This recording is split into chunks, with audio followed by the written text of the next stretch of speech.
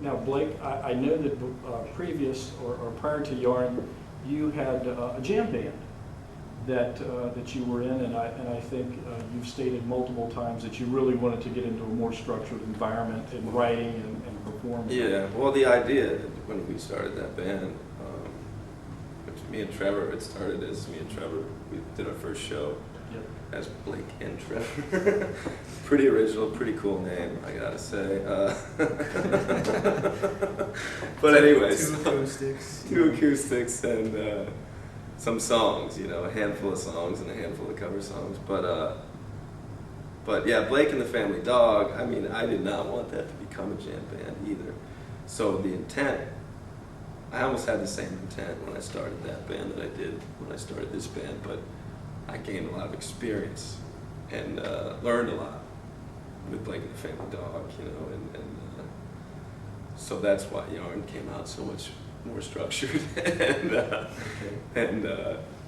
But yeah, we tried. Blake and the Family Dog just kind of got out of hand. We kept adding member after member, and then it was a free-for-all. It was pretty chaotic, and we had a lot of fun, and I drank a whole lot of tequila, and I learned how to, you know, maybe not drink as much on stage after that.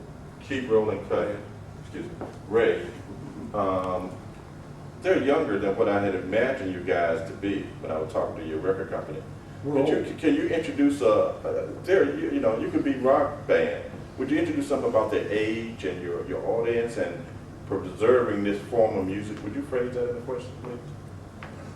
Not as long as I took it, but let me digest that and work back to it. Okay, in other words, what I'm saying is, at your age, the typical musician at your age is playing jazz or rock and roll, rhythm, blues, whatever. But I look at it, you guys being preservers of the Americana genre.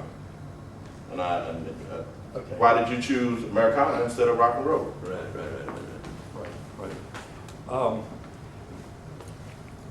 Blake, with such strong influences that everybody does have, you're an excellent songwriter and an Americana band, obviously, but what made you decide to take the Americana route versus, let's say, rock and roll, or doing something with jazz or blues? Well, I definitely did not choose Americana, but so it wasn't in my head that was what I was going to do.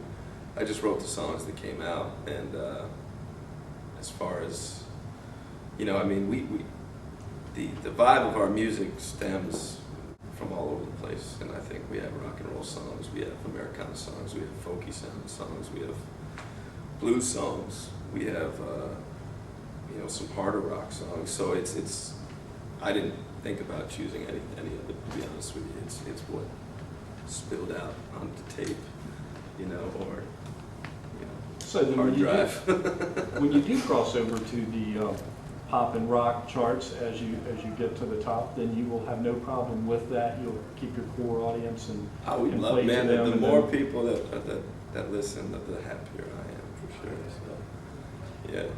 Well, excellent. Now, tell me a little bit about, or tell us a little bit about how you managed to connect up with some of the guest artists that have been on your last release, and in particular, I think Edie Brickell was one of the artists, well known, well established. Was that just something that happened by accident, or was it planned? It was completely by accident, I guess you would say. You know, it was me and Shane, my co-writer. We were just sitting around. We were supposed to have a writing session one day, and I think we were just not feeling up to it. So we're like, man, let's try and get in touch with some people that haven't really been around in a while, but, you know, are pretty cool, and see if they'll get back to us and check out Yarn. One of those people happened to be Edie Brickell. I don't even remember any of the other people that we contacted, but she was the one we were kind of most excited about. We're like, man, maybe Edie will get back to us and maybe start a dialogue and see if we can get her to do a guest spot on the record. So she did. She got back to me, and we started talking over email.